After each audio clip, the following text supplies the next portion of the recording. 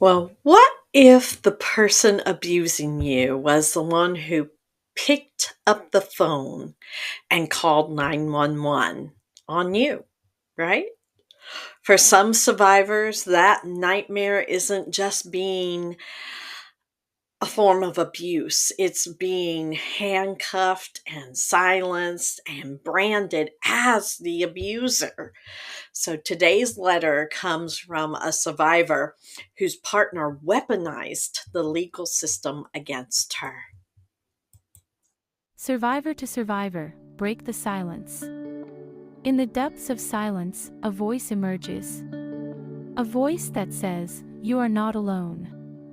Welcome to Survivor, where strength rises through shared stories, where pain transforms into resilience, where survivors connect and empower each other. Your story matters. Your voice matters. You matter. Join the movement. Subscribe now. Welcome to Survivor.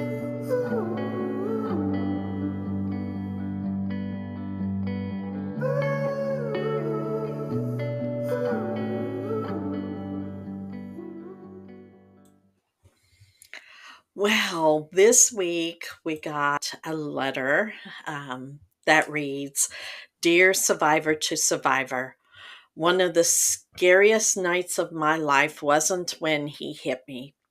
It was when the police showed up and arrested me.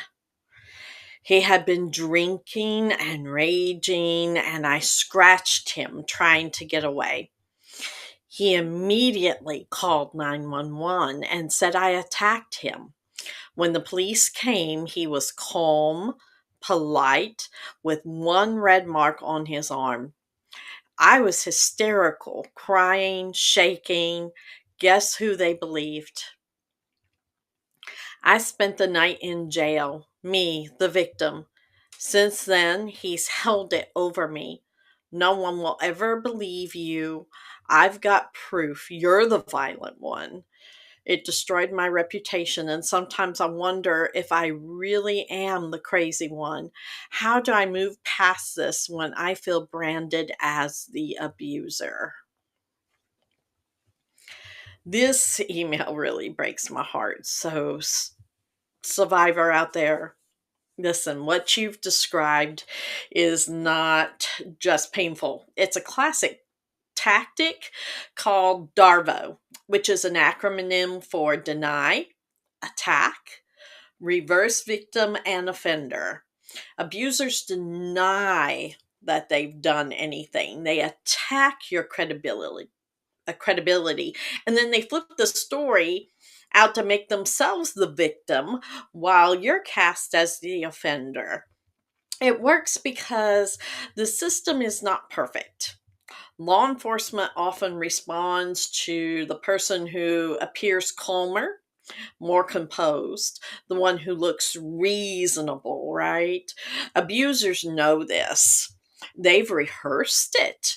And meanwhile, you were showing what any real victim would: fear, shock, desperation.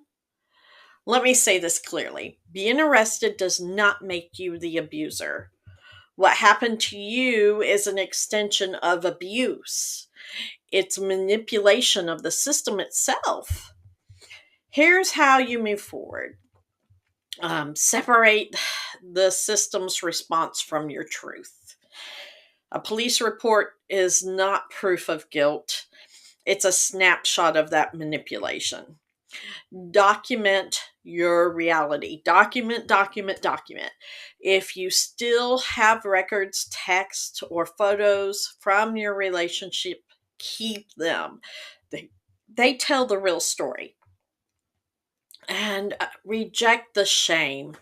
Shame is a tool, and he's using that tool effectively to keep you quiet. But the fact that you're writing this shows you refuse to stay silent. So you're not crazy. You are not the offender. You are the survivor who had the courage to survive even when the system got it wrong.